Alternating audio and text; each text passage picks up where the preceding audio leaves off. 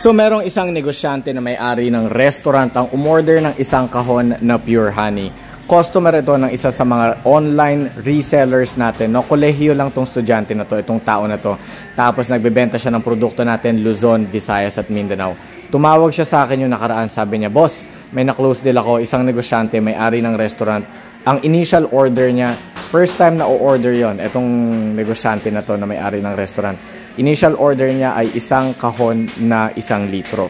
No, yan, yung mga yan. Order niya yan, no. Itatry lang daw muna ng negosyante kung okay naman ang bentahan kasi i-resell niya, okay naman ang kitaan, saka na daw siya o-order ng bultuhan. Nakwento din ng negosyante na i-display niya yung produkto na yan sa tabi ng entrance ng restaurant niya. Kasi dun sa may entrance, pagpasok ng entrance dun sa restaurant, nandun yung mga iba't ibang mga produkto niya ng mga pasalubong items. Mga produkto ng probinsya, iba't ibang probinsya tulad ng chicharon, sukang probinsya, yung pure honey, at iba pa. No? So sa lahat ng mga negosyante, may restaurant ka man, coffee shop, convenience store, kung ano man ang negosyo mo at gusto mong mag-resell ng pure honey, igurot kami, direct supplier from Cordillera region.